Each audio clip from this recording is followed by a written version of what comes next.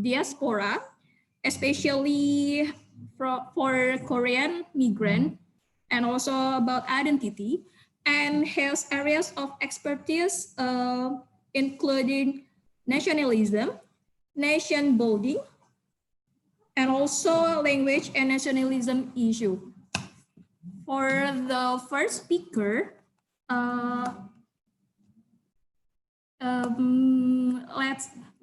for the participant, let's hear the explanation from the first speaker, is Mr. Changju Song. Mr. Changju, time is yours. Oh, thank you. Selamat siang. Okay, my name is Changju Song, and I'm a senior lecturer at the University of Auckland in New Zealand, Zealandia Baru. Okay, and very nice to meet you this afternoon here in New Zealand. This is a night, and I will talk about cultures and languages in Asia. Okay. By the way, how many minutes do I have? Can someone tell me? Okay.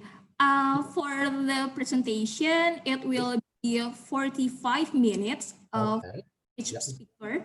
So it will take about an hour and a half for both of the speakers. And after the speaker will be question and answer session that will be held in the end of the presentation after the two of the speaker finish presentation. Okay, terima kasih. So I have a 45 minutes for presentation. Yes. Okay. Thank you so much. Okay. Well, again, very nice to meet you, everyone. I have never been to that part of Indonesia. I had been only to Jakarta, but I love Indonesia, and someday I hope I can visit Bangka Belitung University. Okay, so as I say, I will talk about languages and cultures in Asia, which is a very broad topic, and in the context of the peace in Asia, first we need to understand each other. Okay, so my focus will be how do we understand Asian culture and language, but through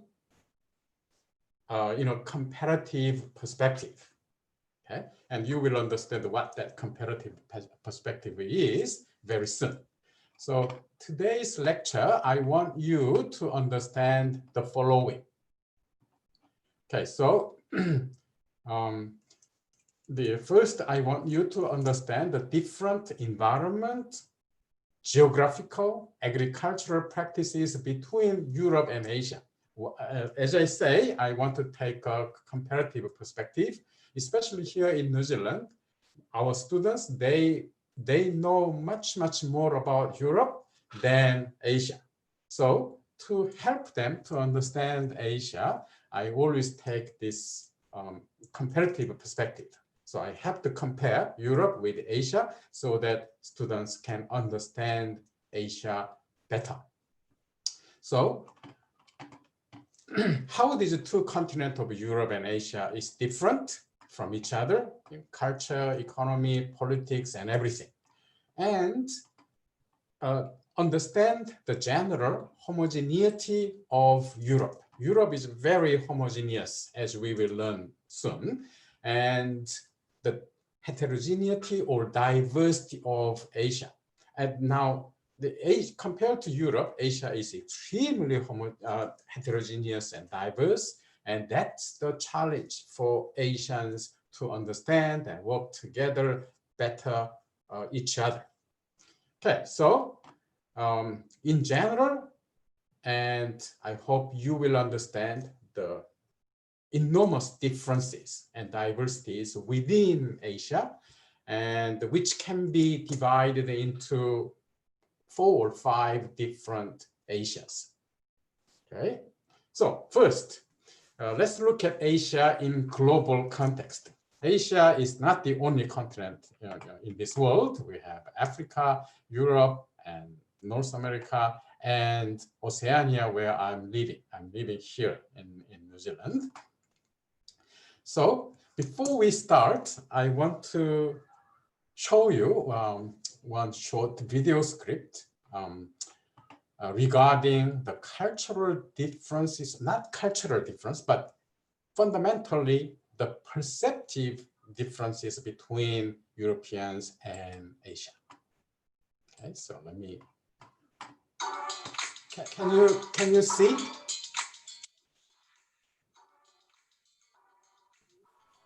We cannot see the screen there. Oh, you can't see?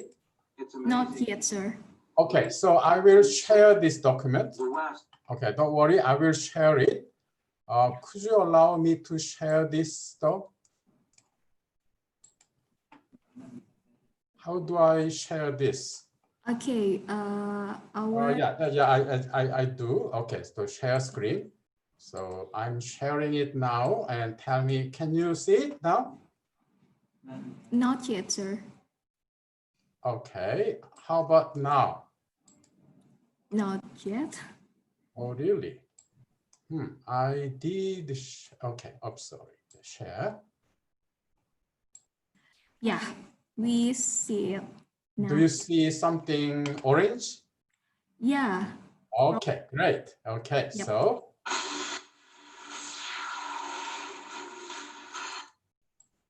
can you hear as well? Yeah. Okay, great. Okay, so it begins. This is a small flower. To which group does this flower belong? Group A on the left or Group B on the right?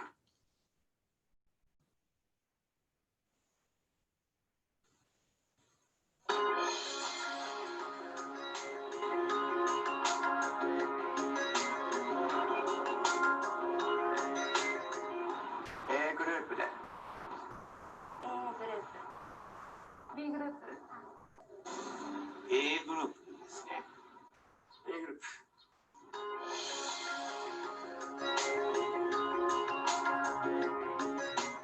A グループ A グループ。 A グループ A グループ。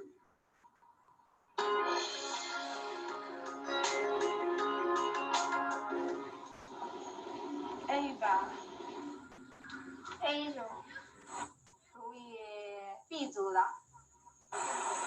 A 组吧 A 组。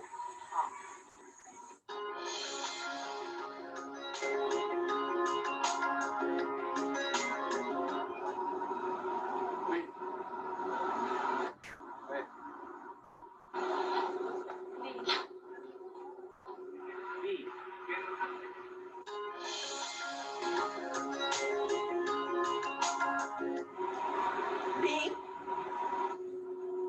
B A belongs to B.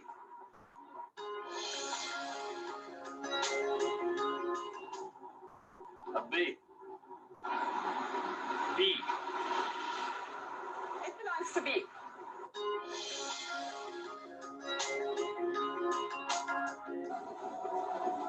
B.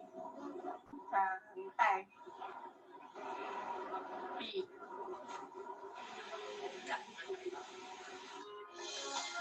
Interestingly, Easterners from Korea, China, and Japan mostly answered Group A, while Westerners from the US, the UK, said Group B. What is the source of this difference? Do people from the East and the West typically see the world in a different way? Social interactivity. Just one more. Okay. Yeah.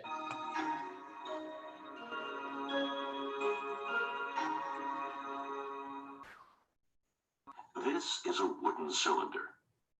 Let's call it docks. Between a wooden box-like shape and a plastic blue cylinder, which one could be called docks? This is a box yeah which one is the box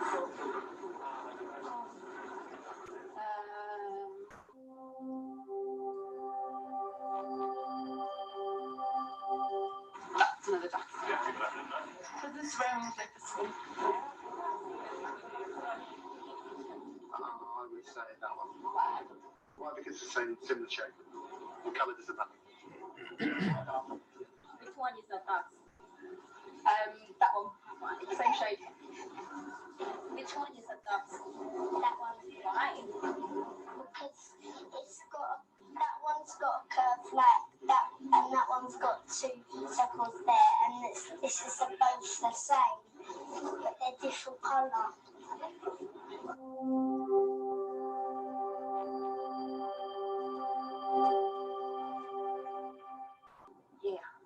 이유는요? 그냥 비슷하게 된 걸로 이루어져 있으니까. 이거요. 왜요? 질감이 비슷하니까요. 난데? だって同じだから木 そっか。木でしょ木でしょだから こっち。はい。その理由は何ですか？素材が一緒だから。素材っていうか木の木目とか。这个吧，为什么呢？你看这俩材质一样，材质一样。对，还有呢？本质一样。这个。对。对。为什么呢？我感觉稻子应该是一个木制品吧。我觉得这个是，因为它俩的虽然形状不同，但是形状可以塑造可以改，而质地它俩是一样，材料是一样。 These differences between typical Eastern and Western thought can be summed up as the difference between objects and substance. Okay, so yes, so let's go back, and I want to share my the PowerPoint. Can you see the PowerPoint document? Not yet, sir. Oh, okay, so I have to do sharing again then. Sharing.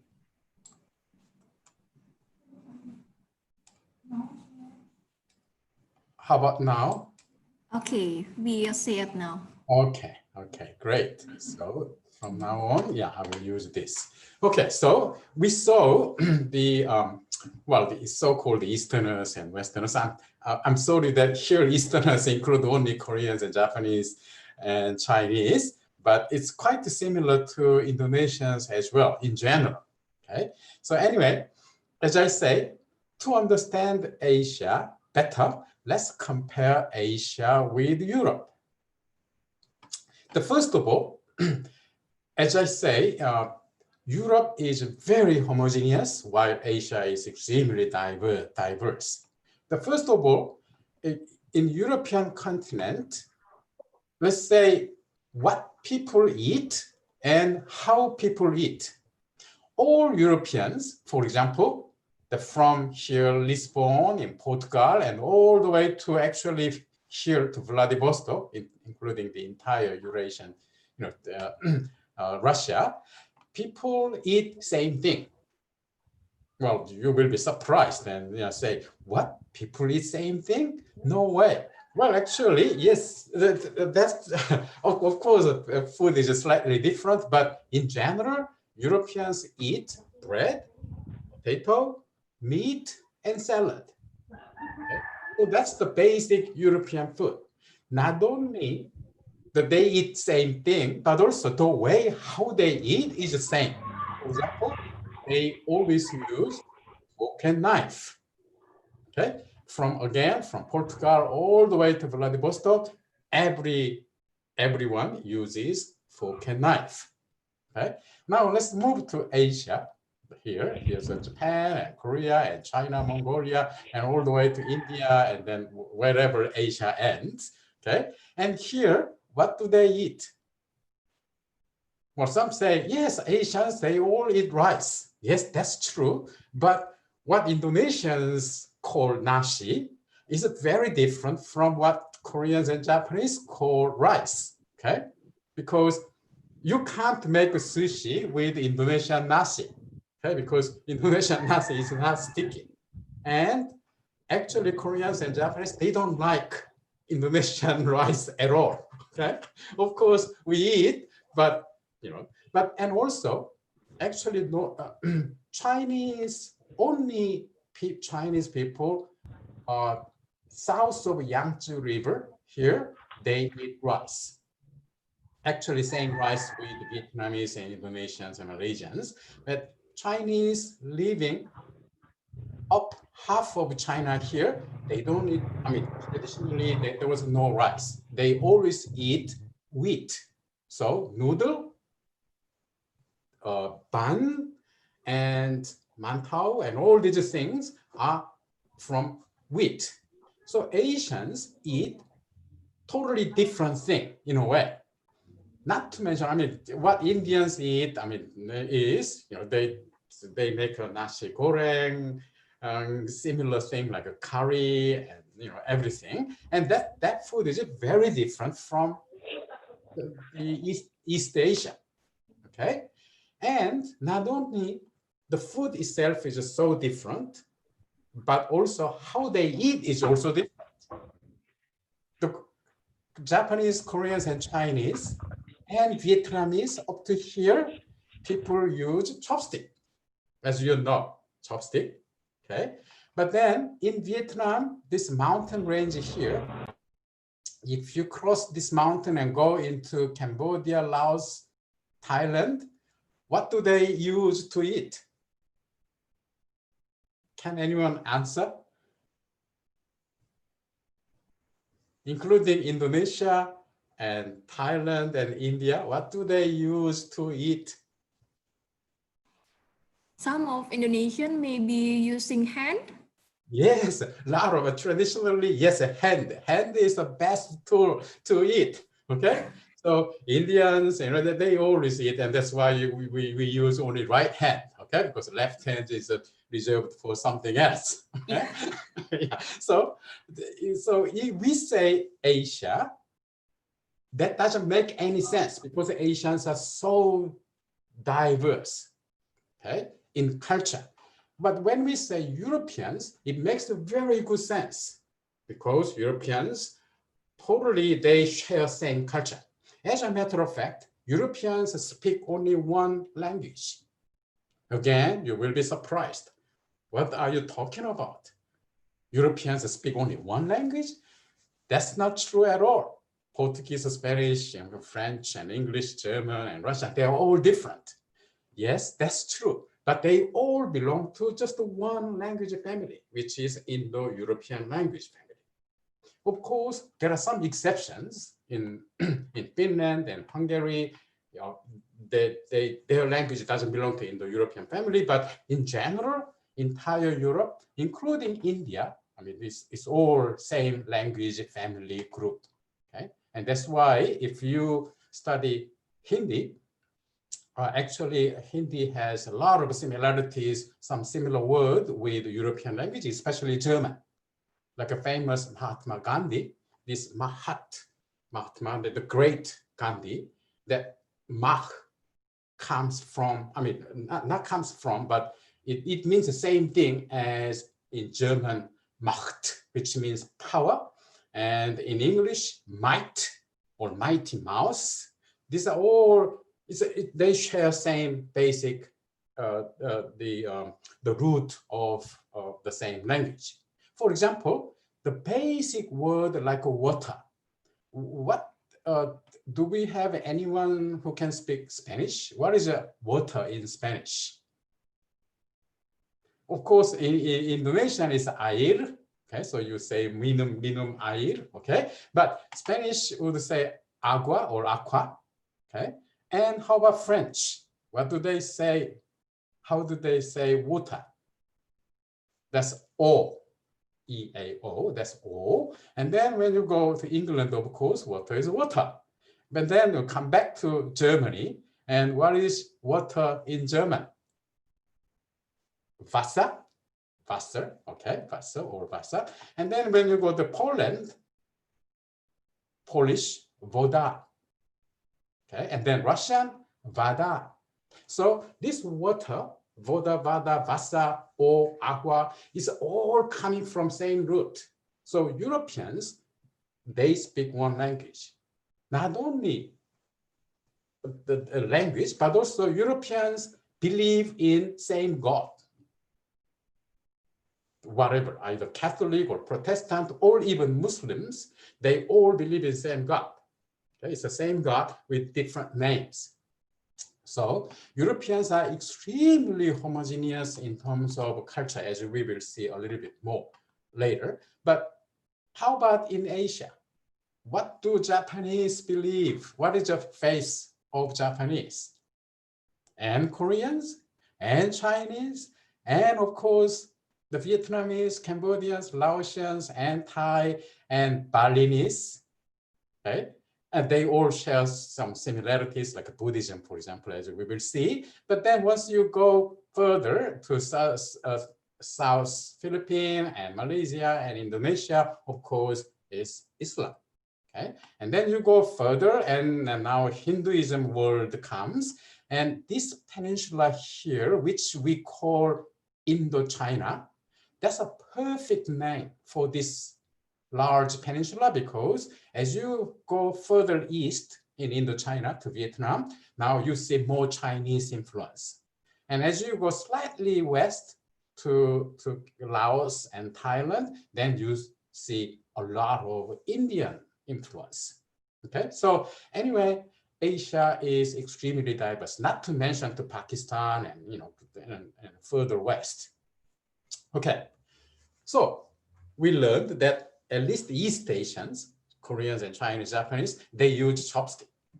But even that, the chopsticks are very different from each other. This is three chopsticks. This one is a Japanese chopstick. The middle is Korean chopstick, and the lower one, this one is Chinese chopstick. Now, Japanese chopstick and Chinese chopstick, they are all made out of wood. Okay, the different shape, different size. Koreans are the only people in Asia, well, in East Asia, who uses metal chopstick. It's kind of heavy and sharp, you know, thin, so it's very difficult to maneuver. But then both Japanese and Chinese, when they eat, they use mostly chopstick. They don't use spoon too much. In Korea, now this is a Korean set of chopstick and spoon. They are all made out of metal, and the Koreans use spoon a lot. Even rice, they use spoon, and of course soup, they must use spoon. Meanwhile, in Japan and China, you hold your rice bowl or soup bowl, and using your chopstick, you can drink, okay? But anyway, so even within Northeast Asia, where people use chopstick to eat, that even chopsticks are very different from each other. Okay, so in general, this difference is related to the basic ideas and understanding of the nature and human beings. So in general, we can divide our world in the individualism world versus collectivism world. And of course, individualism world belongs to the European tradition, and collectivism here, we say, you know, in general Asia, but particularly East Asia. Here in Asia, there was no notion of individualism. Actually in Chinese and Japanese Korean language, there was no such word for individual. Okay, and that came from Western world. But anyway, because in this culture, individualism doesn't exist as a concept. So human beings can exist only in the context of other human beings. So relationship, family, society, community is way, way more important than individual in Asia in general, as we will see. Okay, and one example is in Europe or in America, if a child did something bad, the punishment is normally you time out, which means you go back to your room and don't come out for the next 2 hours until we have dinner. So the punishment is taking the freedom out of the child, because they believe children are individual love freedom. So if you take that freedom out of a child, it causes pain in them, and then that becomes punishment.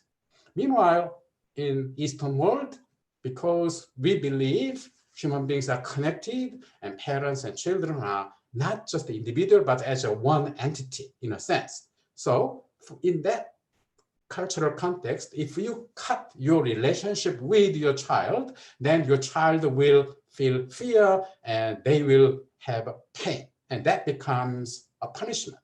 So most common punishment in Korea, Japan, China, and many parts of Asia is when you did something wrong as a child, they say, you get out of house, okay, and then close the door. And then the child would, crying and asking parents, oh, I'm sorry, please let me in, okay? But for European children, if you say, oh, get out, and, then he will say, oh, great, I can play whole day. Okay? But anyway, so even that punishment is totally different. So we should understand this to understand Asian culture better.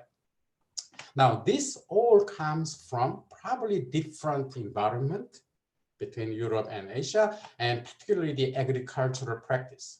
Rice cultivation, such as in Indonesia, it requires people to work together, help each other for irrigation, harvest, planting, everything. So especially in Asia, people, your relationship with your neighbor is very close. Meanwhile, in Europe, because they usually had wheat farming and especially stock farming, raising animal, you really don't need to cooperate with your neighbor too much.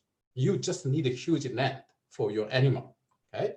So anyway, traditionally, productivity, agricultural productivity in China, that includes, Korea, Japan, and many parts of Asia, they produced at least 100 times more of crops than Europeans.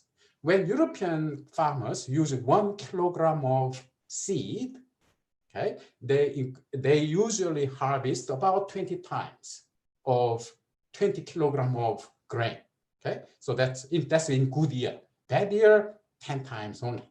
But in China, until 17th century, 1 kilogram of grain could produce 300 kilogram, or some good years, even 500 kilogram. And what is the secret of this? Because Chinese knew about fertilizer. Okay? Europeans didn't know fertilizer until late. And what was the fertilizer in China? That's a human excrement, as a matter of fact. Okay, so they would collect both solid waste and liquid waste, and they would use that as a fertilizer. In Europe, that didn't happen. So European farmers had to leave their land once in a while to take a rest. Okay, so in Europe, population density was low, while in Asia, population density, especially island like Java, where the soil is very good and rice could grow a lot, 3 times a year. So many people can live on the small island of Java. If you look at the European map, each country, one country cannot dominate the others easily. Okay, Russia today is a very big country, but even Russia traditionally, they could not control other countries at all because they are all similar in size.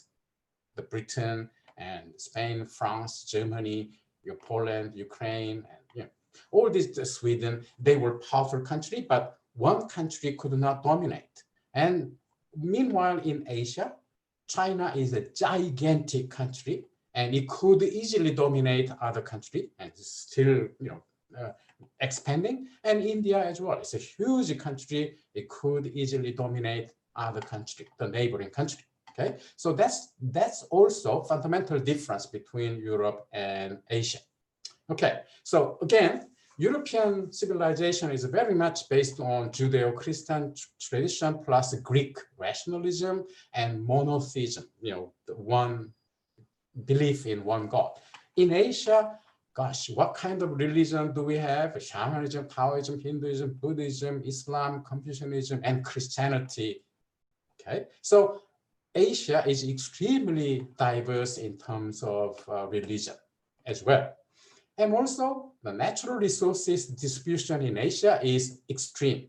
There are countries that has a huge amount of natural resources, including Indonesia, Malaysia, China, and small country of Brunei with a lot of oil. But then there are also some countries that virtually have not much natural resources, like Japan, Korea, Singapore, Taiwan, and so on. And then racial diversities, Europeans almost look same from Portugal to all the way Russia. Okay, white skin, colored eyes often, but in Asia, Koreans and Indians, for example, especially Southern Indians, the skin color is totally different. Hair and everything is different. So Asia is extremely diverse. Politically as well. Traditionally, some Asian countries has a very long pre-colonial history with centralized states, such as China, Korea, Japan, and Vietnam. But then many other Asian countries has relatively short history as a nation state, and also they tend to have a weak central government, and that's Indonesia. Well, Indonesia is a very powerful country today, but it traditionally, and also Malaysia and the Philippines. Okay, so political economic system as well in Europe, especially after the collapse of the Soviet Union, all European countries are more or less democratic country, while in Asia that's not true. Okay, and also still some authoritarian military rule continues in some parts of Asian countries, while in Europe Mostly countries are very homogeneous. And the level of economic development as well. This is a European, Europe, and most European countries have probably over 25,000 US dollar per capita income. While in Asia, as you see, the color varies. Okay, so some countries like Brunei, very rich. Okay, and Japan and Hong Kong and Singapore, very rich, but also countries like Myanmar and and very poor still. Okay, so there's a huge, and also that's why when we say Asians, well, here in New Zealand, with the white people, Orang Belandas, they say Asians. And that doesn't make any sense. How me as an Asian is similar to Pakistani or Nepalese or Indians, okay? But when we say Europeans, it makes a very good sense. And that's why we divide Asia into either 4 or 5, depending on how big Asia is, you think. So first of all, we have this East Asia, which includes Korea, Japan, China, and then we have a Southeast Asia, where Indonesia is a central country of that, and then we have a South Asia, which is India, Sri Lanka, Bangladesh, and Pakistan, and also we have a Central Asia, all the stans. Okay, Kazakhstan, Uzbekistan, Turkmenistan, and so on. And some scholars even, for me, this is an Arabic word, but Southwest Asia. So there are 4 Asias, and now each Asia shares a lot of similarities. Like South Asia, Pakistan, India, Sri Lanka, Bangladesh, they share Islamic culture, Hinduist tradition, and Buddhist tradition. Central Asia, they were all heavily influenced by Soviet Union, and people speak Russian, and also they share Turkish language. And Southeast Asia shares certain traits, but being diverse. Each Southeast Asian country is very diverse, and that's what they share. Myanmar, Thailand, Malaysia, Laos, Cambodia, all these countries, ethnically, they include so many diverse people and so many different languages and so on, okay? And all of these Southeast Asian countries, they have a Chinese minorities. And these Chinese minorities, as you know well, that they tend to, occupy the big chunk of national capital. Okay, so that's common in Southeast Asia. While East Asia is very different from the rest of Asia in terms of ethnically, they tend to be quite homogeneous. And also the religious tradition is very much Confucianism, Buddhism, and Taoism. And also, as I say, traditionally, they have a strong centralized government. So am I telling you that Asians don't share anything? No, of course not. Even Asia is so diverse, there are many things we Asians share each other. And now that is consensus and harmony. These two values and traditions, all Asians from Japan, Korea, China, and all the way to Pakistan, and they all share this. That's emphasis on consensus. Okay, so they value consensus in social relationship, and also emphasis on community over individual. As I said, there's no such notion as individual in East Asia. So community is always higher in terms of value system. Okay, and that's very different from Europe.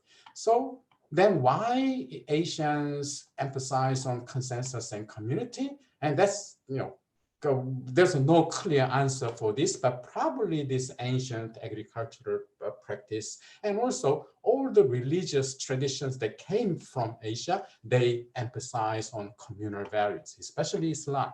You share food with others and so on. That's a beautiful value that Asians share. So another thing that Asians share is colonial history. All Asian countries except Japan and Thailand, they were colonized by someone else, okay, and mostly European power, but also Japanese power in terms of, in the case of Taiwan and Korea. So as you know, in Indonesia has been ruled by the Dutchies for such a long time, and then Timor, Macau, Malacca, and by Portuguese, and the Philippines, by Spain, and then later by the US, and India, Malaya, Singapore, Brunei, Sarawak, Hong Kong, all these countries were ruled by the Britain, and then Indochina by France, and China, part of China by France, and Britain and Germany, and later Japan. Okay, and then, as I say, Taiwan and Korea under Japanese colonial rule. So Asians in general, we share this colonial history. And what that gave Asians a very strong desire to be independent, which means the nationalism in Asian countries are quite strong. Okay, like in Indonesia, this Pancasila and and all this the mottos, nationalistic mottos, are very well known in outside world. Okay, and also these countries, because they were ruled by powerful and more wealthy and technologically developed countries, they tend to emphasize on education and economic development.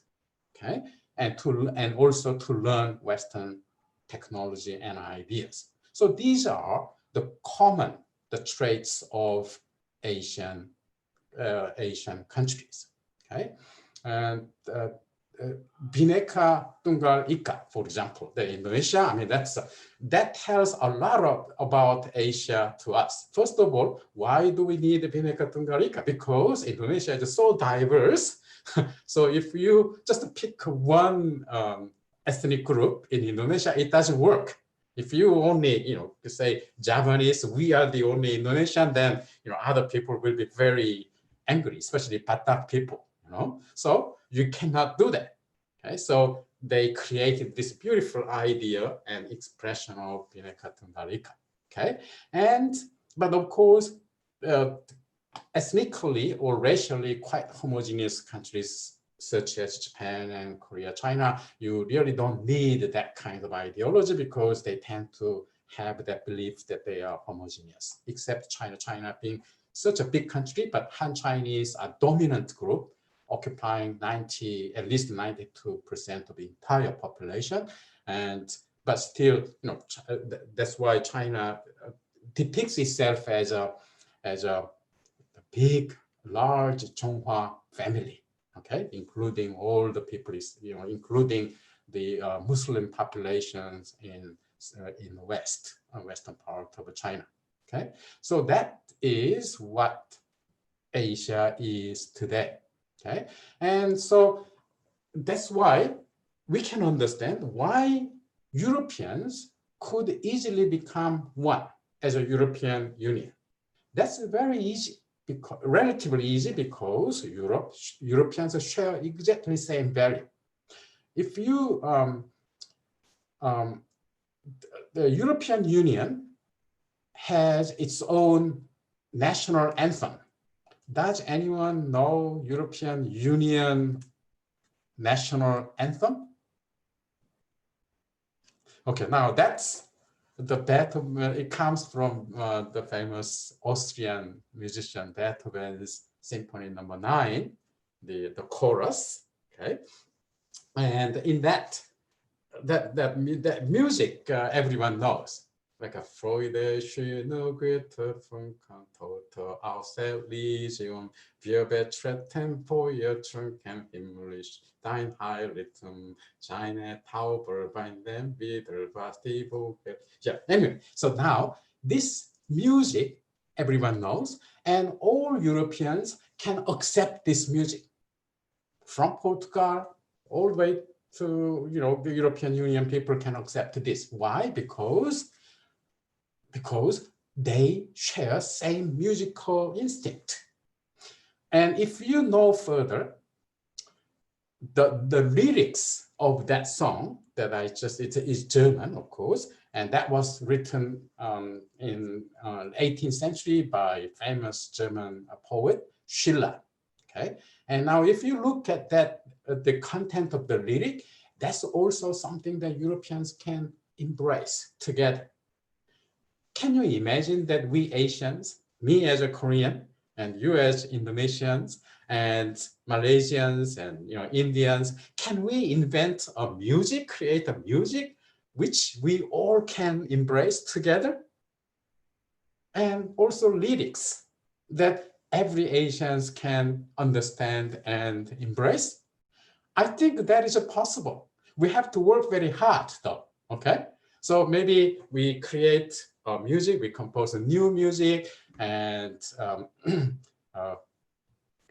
we invite Indonesian the musicians with gamelan, and and we can sing this every day, okay? But anyway,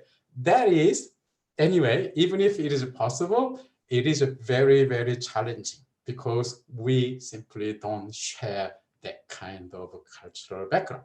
But that's something that we have to work for, okay? Because, as I say, even if Asians are so diverse, there are definitely some cultural values that bind us together, okay? So I think I will stop here as a lecture, because I spent nearly 45 minutes, or 43 minutes. But anyway, so for your memory again, I want you to understand diversity within Asia, okay, in comparison with the relatively homogeneous Europe, okay? So that can be a challenge, but that can be also great beauty of Asia. And we cannot say Asians, because, as I explained, there are so many Asias, okay? So we divide Asia either 4 or 5, okay? And then, even then, there are definitely similarities among the various countries and peoples of Asia. So if you remember that, I think I achieved my goal today. Thank you very much. Yeah, terima kasih. Thank you, Mr. Changzu. 감사합니다. Oh, thank you. terima kasih. Okay, before we continue to the next speaker, I want to inform the participant that all participants can ask questions through the private chat that sent to me privately, so that I will choose some of the questions that will be delivered to the speakers later on in the end of the presentation. So the next presenter or the next lecturer will be Mr. Agustinus Gergerius Rajadastion. He is a PhD candidate at Universitas Gajah Mada in sociology and has focused in local politics and also local ecology. And the latest publication is about Badu as local conservation and food sharing for the poor. So without any further ado, let's hear Mr. Agustinus' presentation with the topic as Socio-Culture and Asian Community Peace. Mr. Agustinus, time is yours. Okay, good afternoon for all. Good afternoon. Okay. Selamat sore. Salam dari Kupang, Nusa Tenggara Timur. Yeah, I am now actually I take my study in Yogyakarta, but now I take some appointment here in Kupang. That's why I have to be in Kupang today. Jadi saya sedang menyelesaikan studi doktoral di sosiologi UGM dan ini sudah tahap akhir. Sebelum akhir tahun I will finish my doctoral program. Okay. Jadi thank you very much for the first speaker, inspired about socioculture, also about Asian socioculture. Dan saya berpikir untuk beberapa hal telah dijelaskan dengan baik soal socioculture, Asian socioculture actually, fokus tadi soal language, bahkan Prof. Shangfu bahkan bisa mengatakan, okay, you cannot say that ASEAN have, like identity, because not only ASEAN, Indonesian especially, it's really, really plural. Yeah. So that's why they say that, okay, this is Japanese, this is Timorese, and this is the big program for us. That's why when Clifford Gates say, our nation is by imagine, you know that, yeah, we imagine some nation that we have to be one. Okay. So let me share my PowerPoint, please. Can I? Please wait a moment, sir. Okay. Sure. Can you see my PowerPoint? Okay. Yeah, you can see it. Okay. Since this audience is more of us is Indonesian, let me speak also in Indonesian because I know that this is all is many of us is student actually. So saya berpikir untuk lebih bisa meresapkan sebenarnya apa yang harus dijelaskan. Sure. Terima kasih untuk narasumber pertama sebenarnya sudah memberikan kita beberapa artikulasi penting soal culture di Asia. Ketika melihat culture in Asia, saya melihat fokus saya soal peace in Asia. Peace in Asia ketika saya membaca lebih lanjut, hal terbesar di Asia misalnya adalah soal tentang bukan soal perang atau konflik antar negara, tetapi konflik internal. Okay. Can you see my PowerPoint? Okay.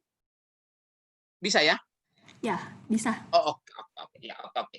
Jadi beberapa penelitian bahkan menjelaskan bahwa konflik terbesar sekarang adalah konflik internal.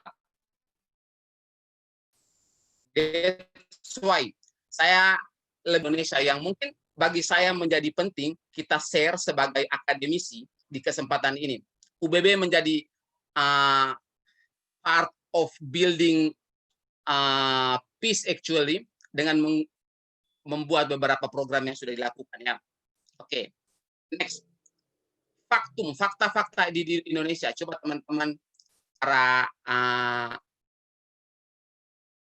audiens dan juga teman-teman coba bisa melihat soal apakah ketika Prof tadi dokter yang speaker pertama menjelaskan we have our Pancasila, our tradition, gotong royong. kita bisa lebih kritis, pertanyaan mendasar apakah Pancasila, gotong royong, bisa mengikat kita sebagai nation. Beberapa realitas terakhir misalnya, kita lihat tentang bagaimana struggle for interest and power. Pemilu misalnya, orang akan berbicara soal what is minority, what is majority. Orang akan bicara soal is Islam, this is Christian. Orang akan bicara soal his Japanese is Timorese. Sehingga kita akan berbicara lebih jauh tentang bagaimana kita membangun nation kita. Oke. Next. Ada 3 hal sebenarnya yang menjadi fokus ketika kita bicara soal konflik. Yang pertama soal demokrasi, developmentalism, and security. Saya akan jelaskan satu persatu, coba teman-teman kita lihat. Demokrasi misalnya, kita selalu percaya demokrasi is freedom. Oke. Tapi bagi saya ketika membaca situasi faktum-faktum politiknya Indonesia, kita harus mengakui bahwa freedom goes too far. Orang akan mengatakan bahwa saya bebas, saya akan bebas everything, tetapi orang lupa mengatakan bahwa the other, orang lain, punya kebebasan yang pada saat yang sama kita akan crash each other. Demokrasi, kita terlalu mengagungkan termnya Yunani, bahwa demokrasi itu, demos itu rakyat-rakyat yang punya tabiat baik, yang punya moral. Padahal kita lupa bahwa demokrasi itu juga bisa berarti mob, massa yang beringas. Yang berikut, dalam demokrasi, kita bicara soal toleransi. I don't know, kita harus berdiskusi lebih baik, secara filosofis bahkan, untuk menjelaskan soal toleransi. Ruang toleransi di Indonesia misalnya, nanti bisa kita berdiskusi lebih jauh. Saya di Jogja misalnya, selalu berdiskusi dengan teman-teman dari Uinsuka, Sunan Kalijaga, bagaimana sebenarnya toleransi bisa berkembang di Indonesia. Jangan-jangan sistem toleransi kita yang kita bangun adalah membiarkan dalam tanda kutip perbedaan dan satu waktu akan membara, akan terbakar gitu. Okay. The second one we see about developmentalism. Sistem developmentalism ini kan soal pembangunan. Jadi di mana-mana orang berpikir soal pembangunan. Kita harus mengakui bahwa developmentalism itu punya kaitan erat dengan apa yang disebut dengan konflik. Sehingga sebelum kita bicara soal peace, negara selalu berpikir bahwa oke, untuk mensejahterakan masyarakat itu kita harus kembangkan. Beberapa studi saya terakhir, saya lagi studi saya, riset saya yang terakhir, juga yang saya lakukan di disertasi saya, itu lagi bicara soal konflik kepentingan antara local conservation and global conservation. Bagaimana NTT misalnya, lihat saja Labuan Bajo. Bagaimana orang sudah berpikir soal the new estate, tourism yang paling lah Labuan Bajo. Tapi apa yang masyarakat dapat di sana? Mereka punya ruang sendiri, ruang-ruang mereka bahkan sudah ditutup. Apakah itu disebut dengan developmentalism? Kita harus lebih berkaca baik. Teman-teman yang ikut dalam share pada sore hari ini kan lebih banyak dari FISIP. Jadi saya harus mulai membuka cakrawala soal you know that but developmentalism itu tuh anak kandung, bahkan mereka erat antara negara-negara adikuasa dan juga kapital-kapital yang di Indonesia. Orang-orang kuat. Pertanyaan berikut adalah efeknya untuk masyarakat lokal, efeknya untuk masyarakat apa? And the third one is security. Security itu bukan bicara soal militer like this, keamanan seperti ini. Tapi bagaimana kita bicara soal negara punya power mendisiplinkan segala sesuatu yang masyarakat lakukan lewat state aparatusnya, lewat pendisiplinan dan governmentality. Ya, untuk teman-teman sosiologi dan ilmu politik mungkin begitu dekat dengan diksi soal governmentality dan juga disiplin yang sudah dibicarakan panjang lebar soal Foucault. Dari ketiga side ini, aspek besar ini, mari saya fokus lebih jauh, lebih ke dalam bicara soal demokrasi, tetapi soal multikulturalisme. Saya selalu berpikir begini ketika berdiskusi dengan teman-teman yang lain di Jogja misalnya. Bahkan tulisan-tulisan saya di beberapa opini, kita harus membangun satu gagasan penting ketika masyarakat lebih kecil, dimanapun berada, bahwa pluralitas itu fakta, faktum. Ketika kita lahir, kita tidak pernah meminta bahwa saya harus lahir di sini dan di sana. No way. Saya sendiri misalnya, saya tidak pernah meminta orang tua untuk bisa lahirkan saya di NTT. Yang pada akhirnya, tanda kutip, in somehow we are minority. Faktum. Tetapi ketika meratakan bahwa itu fakta, itu bukan pada akhirnya orang akan merasa keluar dari apa yang disebut dengan nationnya Indonesia. Dari apa yang sebenarnya berdiskusi soal multikulturalisme. Multikulturalisme kita ambil sebagai gagasan atau upaya untuk acceptance of plurality, menerima pluralitas, dan sekaligus kita meminta bahwa pluralitas itu menjadikan kita untuk tidak appear, bahkan menjadikan different between we and other. Saya sedikit lebih jauh soal apakah multikultural, plural itu, apa yang harus kita lakukan dengan pluralitas?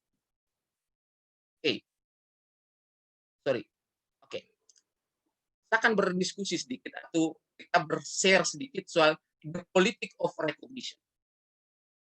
Politik bukan bicara soal hubungan kekuasaan, tetapi di sini the political.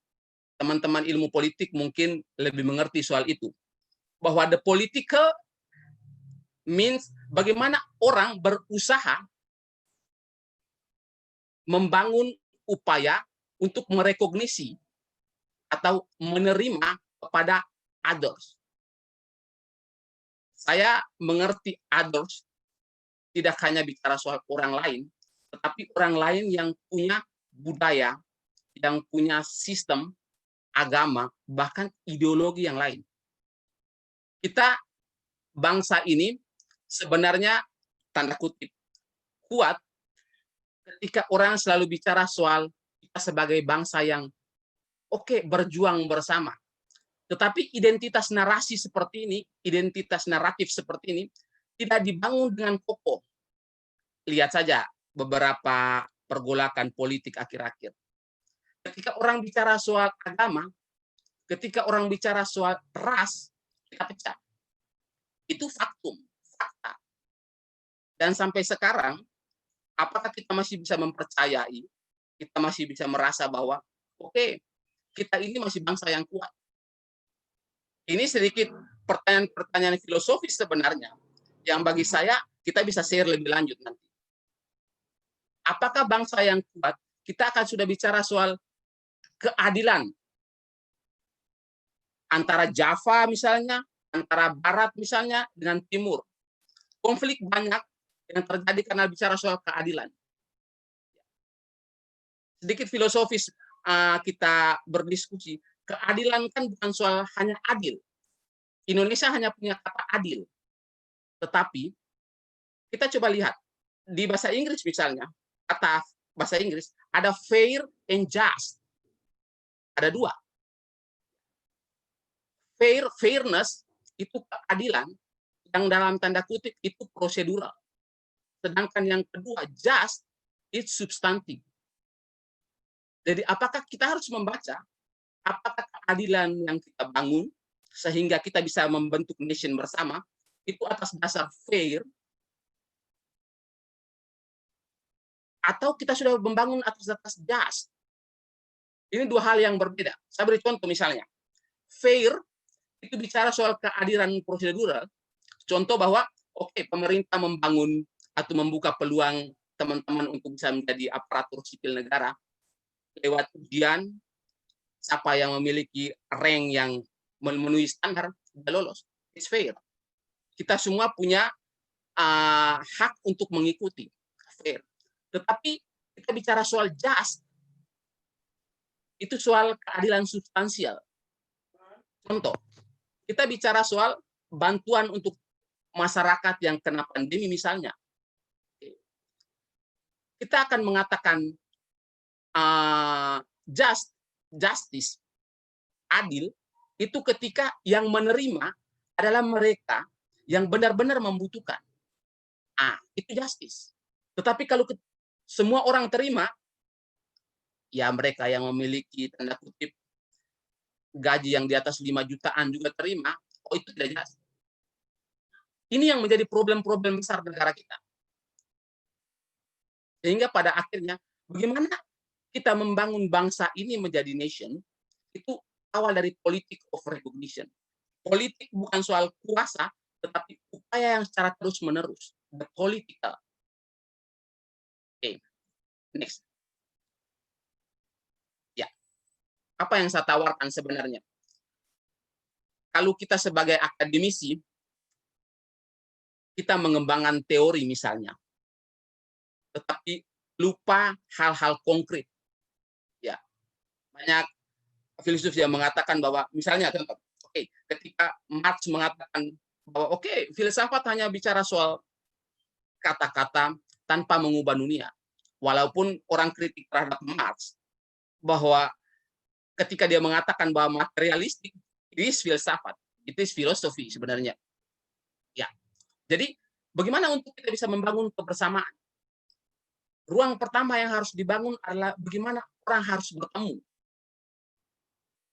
Bertemu untuk bisa tanda kutip love, membangun love relationship. Honneth misalnya dia mengatakan, kita harus bertemu hubungan antara satu dengan yang lain. Apalagi pembicara pertama tadi mengatakan bahwa Indonesia ketika mengatakan bahwa Garuda Pancasila, it's enough. Pancasila. Pancasila itu kan pada akhirnya orang anggap sebagai suatu yang mantra ketika say that it's Pancasila, we are together. Bukan. Upaya politikal itu harus dibangun. Setiap hari orang harus membangun bagaimana bertemu dengan orang lain, bagaimana bisa bersama dengan orang lain. Praktiknya harus ada seperti itu. Ya, saya berikan beberapa pendasaran sebenarnya, beberapa seperti gayanya Levinas. You have to meet face. Kau harus ketemu dengan orang-orang sehingga ketika orang itu berada di mana, Anda harus mengerti dan merasa bahwa dia itu bagian dari saya. Itu harus. Bagaimana untuk kita membentuk identitas kolektif? Ini sulit sebenarnya, teman-teman. Bagi saya, ini perjuangan besar bangsa ini untuk membentuk identitas kolektif.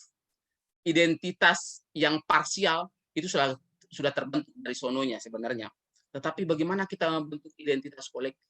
Sehingga ketika ada yang rapuh, bangsa ini merasa bahwa semua rapuh.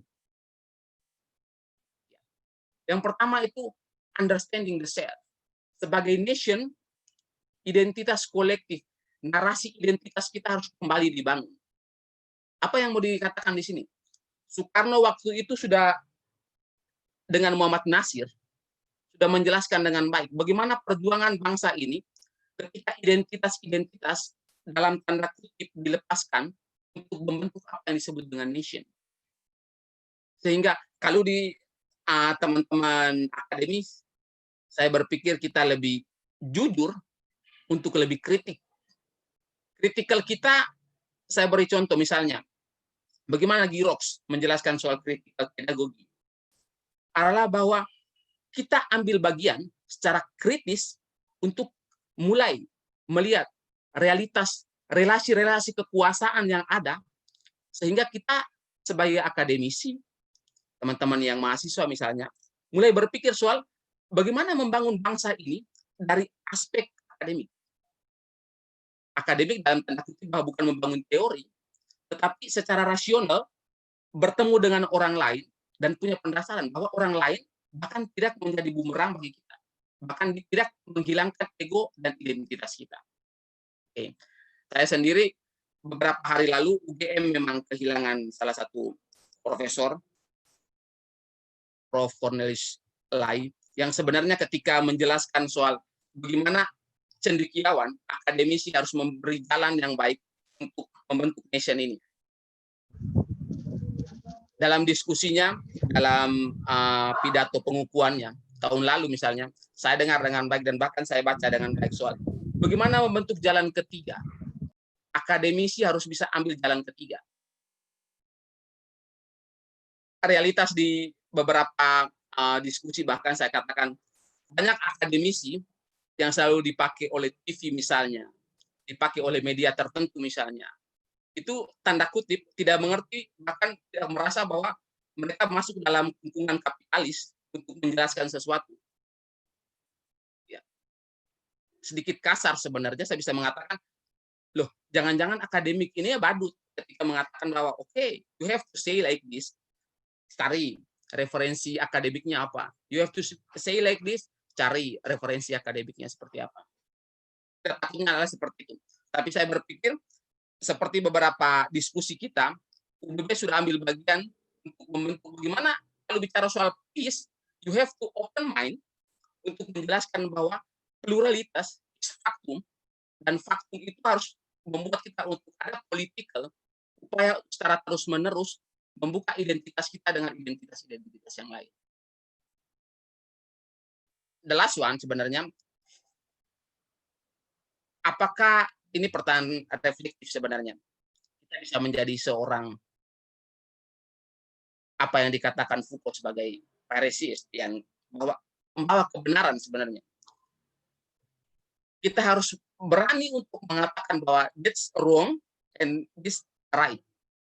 Tetapi memang kecenderungan kita, bahkan kecenderungan banyak orang sebenarnya, ketika sudah masuk dalam kekuasaan, rasa kritis, rasa untuk menjawab kebenaran itu menjadi sulit. Dengan demikian, ketika kita berusaha untuk membentuk bangsa, nation, saya tidak mengatakan soal negara yang sistemik, sistemnya, tetapi nationnya, bangsa, masyarakat yang ada dalamnya harus mulai tanda kutip hari demi hari sedikit merajut kembali. Karena peace sebenarnya itu tidak jauh dari tiga hal tadi. Bicara soal demokrasi, bicara soal developmentalism yang bukan soal fair, tetapi soal just, keadilan yang bukan hanya prosedural, tapi substantif. Dan yang terakhir soal security. Security itu bukan soal bahwa ada militer sana dan sini.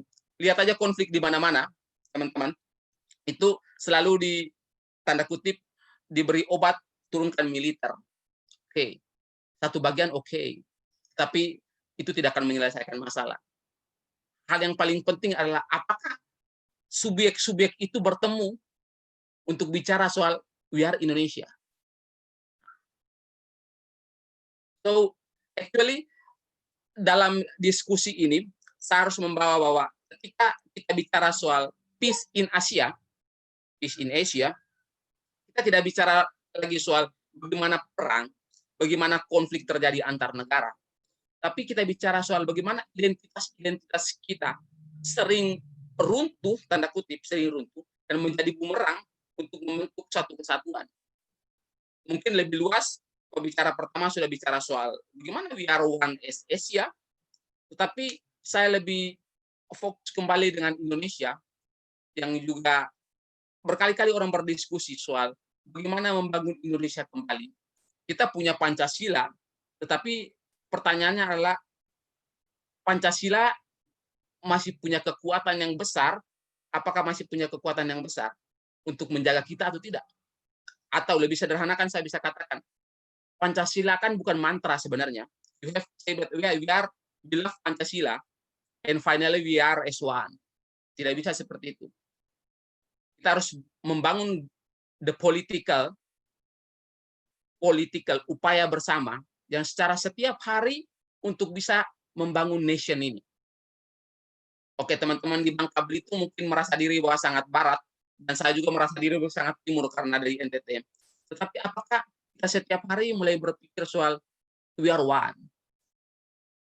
Oke, thank you very much for that time. Okay, thank you for the speaker. And let's begin our question and answer session. there are some questions that already sent to me here. Okay, first of all, the question goes to Mr. Changzu. Okay, the question is about the diversity lead to different ways of thinking in managing nation's economic. How come the diversity leads to different ways of thinking in managing nation economics?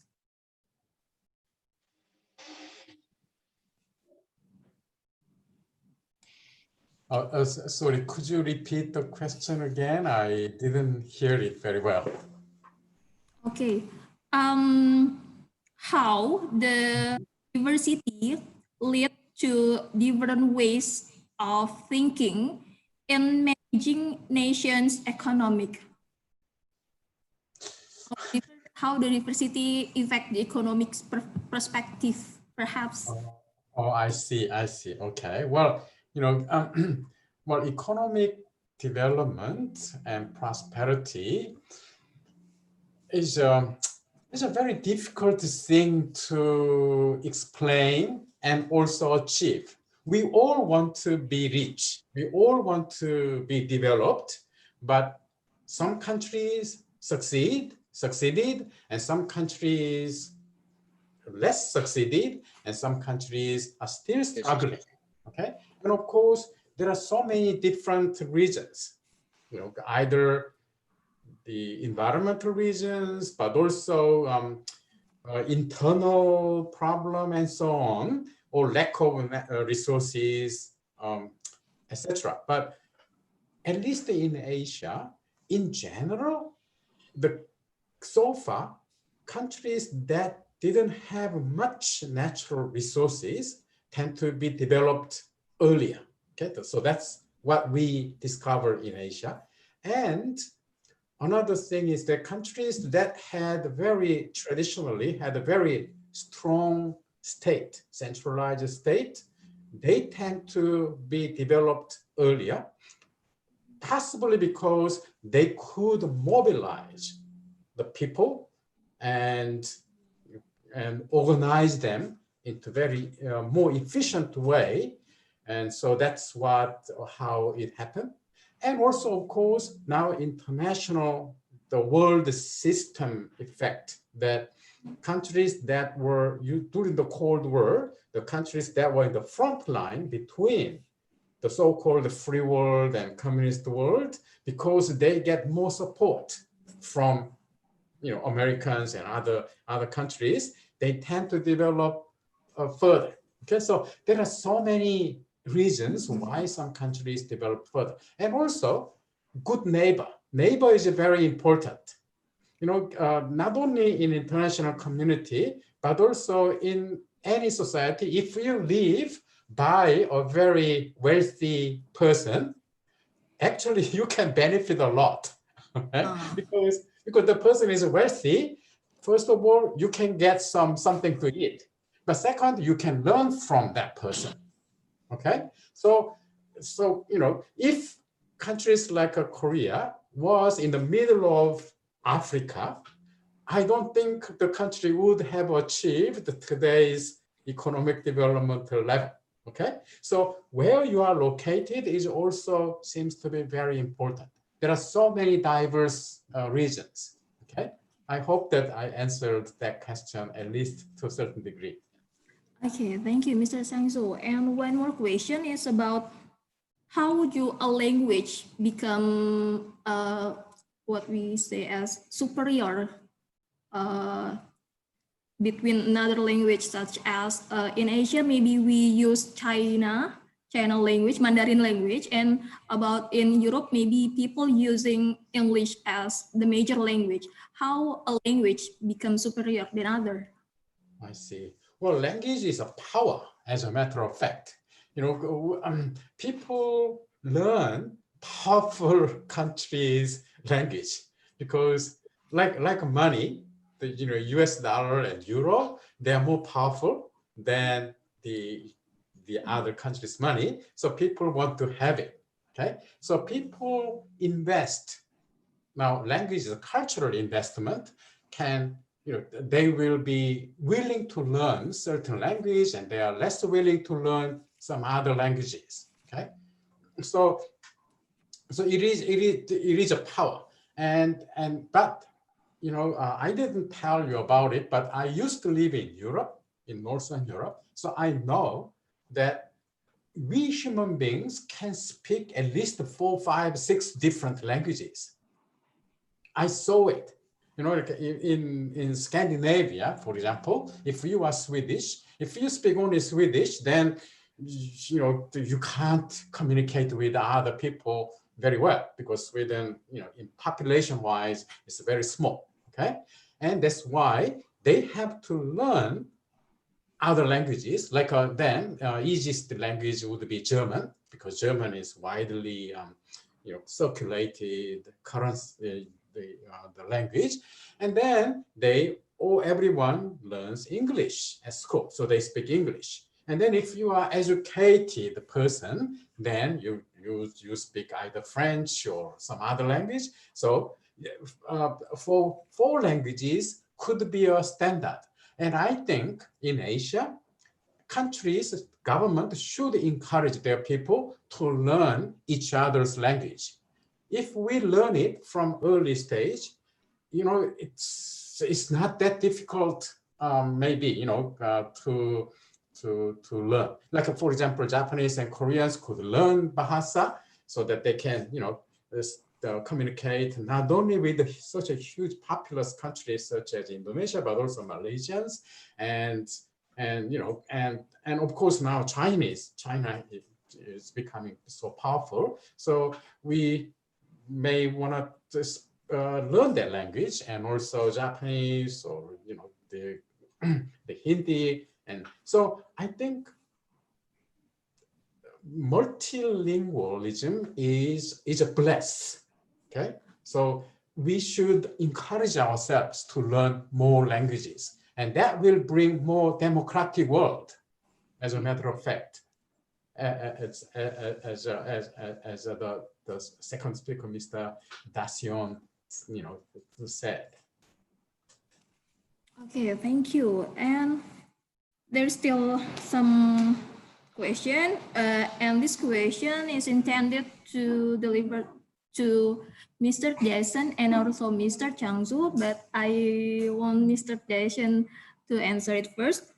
Well, as we know that European is homogeneous, so that's why European seems to be united. And what should Asian do to be united as an Europe? Should we copy them or kind of that, Mr. Dyson? Okay, thank you very much. I want to say the first one is, what is the meaning of homogeneous? Apakah homogenitas itu masih bisa dipertahankan dalam iklim modern sekarang? Apakah identitas misalnya kita bisa membedakan soal identity yang benar-benar satu? Ilmu saya, what I read, what I understand until now, in modernity, in this world, kita tidak bisa mengatakan lagi identitas itu sebenarnya cair. Soal kita tidak bisa menjelaskan soal oke, kita menjadi homogen, di sini kok jadi plural, and we have to copy in Europe. Ilmu sekarang kita harus menjelaskan identity is very liquid. Dengan demikian tidak bisa memberikan posisi yang begitu mutlak atau fix antara Indonesia, Asia, dan juga European. Kita hanya akan berbicara soal bagaimana pluralitas ini akan menjadi satu hal yang sebenarnya bisa menjadi penguat atau pemersatu di satu sisi, tetapi at the same time they will break us. So, pertanyaan yang tadi saya mengerti sebenarnya, apakah kita akan berbicara soal identitas yang begitu homogen dan juga tidak. I will give one example misalnya. Saya orang NTT, I am from Nusa Tenggara Timur, East Nusa Tenggara, tetapi at the same time, I am the student of University of Gajah Mada. Tetapi di saat yang sama, I work also with UNICEF. Identitas saya sudah tercampur. Tidak bisa mengatakan identitas fix. There is no fixed identity. Dengan demikian, saya akan menjelaskan soal bagaimana identitas-identitas yang begitu plural tidak akan menjadi masalah besar sebenarnya ketika kita punya imagine soal nation itu satu. Ya. Akan dijelaskan mungkin I will give the time also for Mr. Sang-Shu will give the response also. Thank you very much. Mr. Desen, and we go to Mr. Chang-Soo. Well, thank you for the question and time. Well, I think first of all, we have to think, because Europe, as I explained, has a totally different historical, environmental, development path. So I don't think it is possible for Asians to imitate Europe anyway, okay? Because the reason why Europeans were able to create European Union is not only because they share, similar culture, but also they learned from history of conflict. They were fighting against the two great wars, the global world wars were fought by Europeans and mostly in Europe. Okay, so after fighting, they learned eventually. With blood, they learned if we continue this, there's no future. So that is at least one reason. Okay, but Asians, meanwhile, have a totally different culture and background. So we didn't really learn from that kind of grandiose words. As a matter of fact, it seems like if you look at East Asia, it seems like we didn't learn anything. Look at Korea, Japan, and China today. They behave like children, okay? And they bring up this old history again and again, and try to fight, because they don't live history as a history.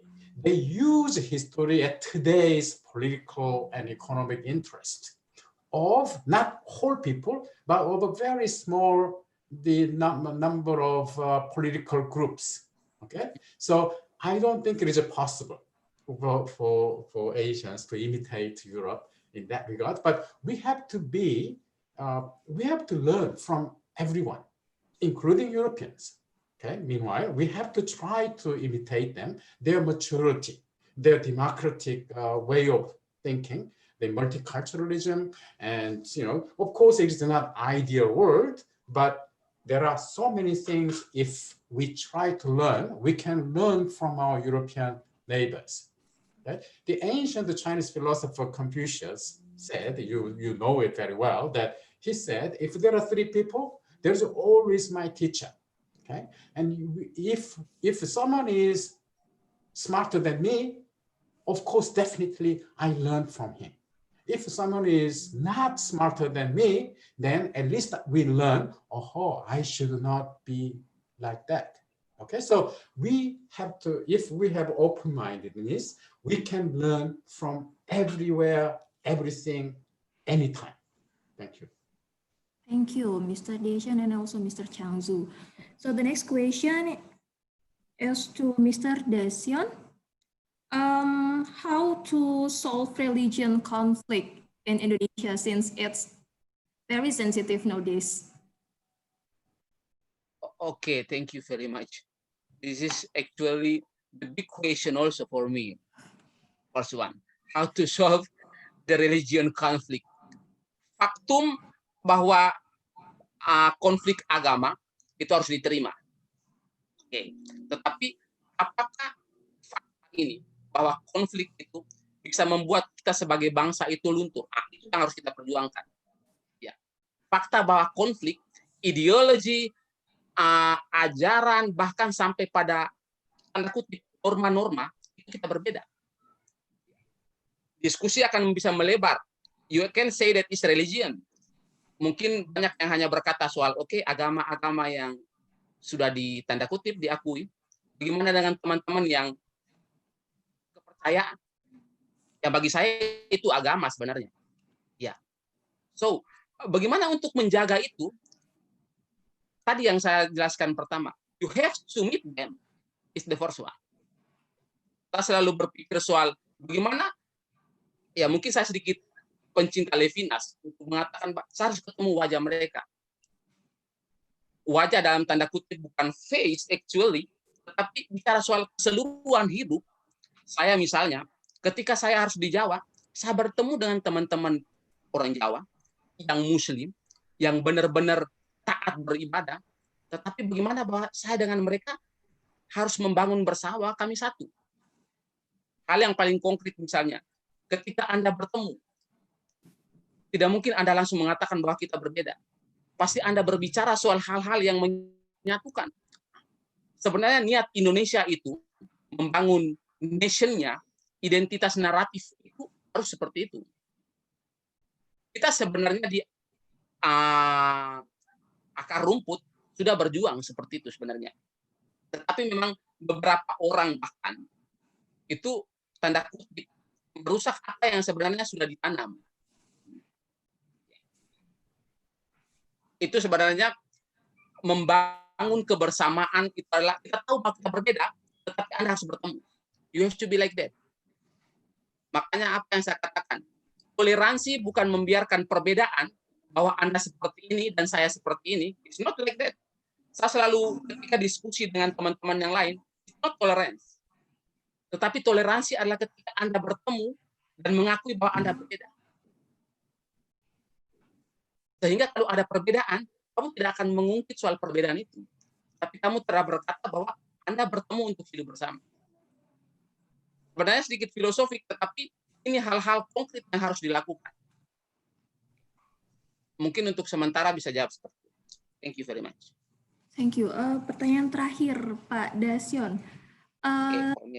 Tahu kalau memang kita diajarkan untuk toleransi, tapi di lain pihak memang ada oknum-oknum yang mencoba menggeser toleransi kita. Jadi apakah ada tips-tips tertentu nih untuk mungkin para akademisi di sini untuk edukasi masyarakat yang kita tidak bisa bilang beberapa orang, tapi memang beberapa kelompok yang memang sengaja untuk misleading some information. Is there any tips that you would share to us? Okay, since you say tips, mungkin karena masa pandemik selalu mengatakan tips-tips. Yeah. Ilmu sosiologi kan tidak pernah mengatakan tips. Oke. Kami hanya bicara soal bagaimana ada usaha-usaha konkret. Ya, usaha-usaha konkret adalah ya ketika kita berjuang for being one, there is some that make us break. Ada beberapa oknum yang pada saat yang sama mengganggu kita. Hal yang paling penting pertama adalah Anda, karena ini teman-teman semua akademikus. Jadi saya berpikir kita mulai membangun rasional kita bahwa kita adalah satu. Kita membangun bahwa kita ini tidak bisa tanda kutip dibodohi oleh orang lain. Dengan demikian, praktik-praktik dasar, praktik-praktik yang real, ketika Anda bertemu dengan orang lain, Anda bersalaman dengan orang lain, Anda harus mulai membangun diri bahwa you are not different with them. Kamu bukan musuh. Teman-teman selalu berpikir soal ketika Anda berseberangan dalam ideologi, berseberangan dalam pilihan politik, Anda sudah jadi musuh. Nah, itu yang sebenarnya menjadi masalah besar buat Indonesia. Bukan enemy lagi, tetapi bagaimana kita dalam tanda kutip kita akan bersama sebenarnya, tetapi dengan pilihan-pilihan kita yang berbeda. Tips sebenarnya secara filosofis harus mulai membangun aksi-aksi nyata sebenarnya, sehingga aksi nyata itu mungkin di dunia kampus orang sudah mulai berpikir soal bertemu dengan orang yang suku ini, bertemu dengan orang yang suku ini, mereka tidak merasa bahwa itu berbeda. Orang tidak akan merasa bahwa tidak akan berbicara soal oh you are Papuanis, you are Florenis, tetapi orang mulai mengatakan bahwa oh you are Indonesian. Bagi saya itu hal-hal yang sebenarnya mulai dibangun ketika kita bicara soal kebersamaan. Thank you very much. Okay, thank you very much for both of the speaker, Mr. Changzu and also Mr. Dasion here. So because we are almost out of time, there are a few key things to wrap up. As I have taken note here, it's about language and culture, how language infect culture and vice versa, how it created as Asia and Europe has a different kind of a culture and also language, how they become a great Europe and also a great Asian here.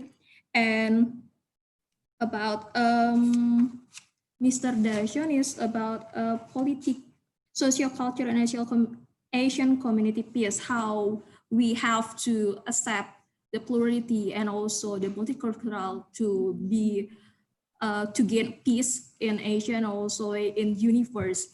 And last but not least, I would like to highlight the sentence here that multicultural is a bless. So that's why we have to embrace plurality to gain peace. And yeah, that's for today's seminar. Thank you for amazing enlightenment knowledge this afternoon. And I will give this back to the MC. Thank you. For Mrs. who has moderated our class today, with a beautiful lecture from Mr. Chamsu, song from the University of Alfred Newland, and Mr. Glorious Rajadasian as the social observer of Nusa Tenggara Timur. And ladies and gentlemen, now there will be a closing speech, and after that, there will be a photo session. So without any further ado, we would kindly invite Mrs. Tiara Ramadhani to deliver the speech.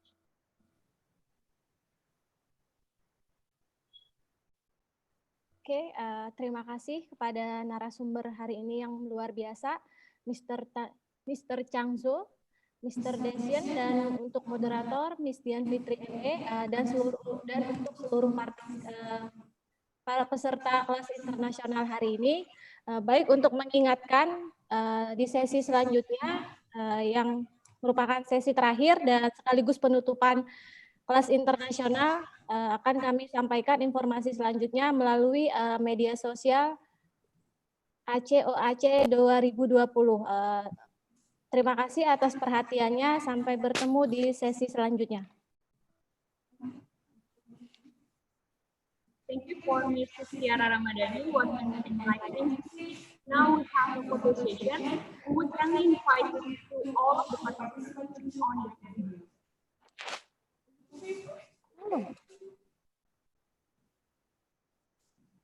Okay, do not forget to give your best smile.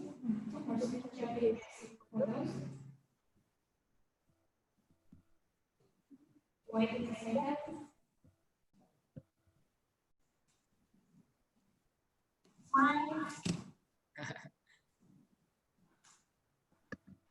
Thank you.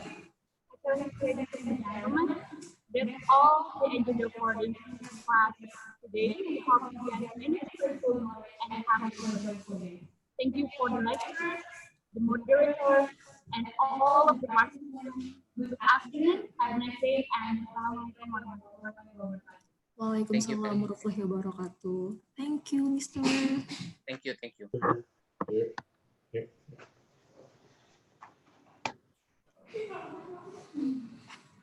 So we can leave now, yeah? We can leave?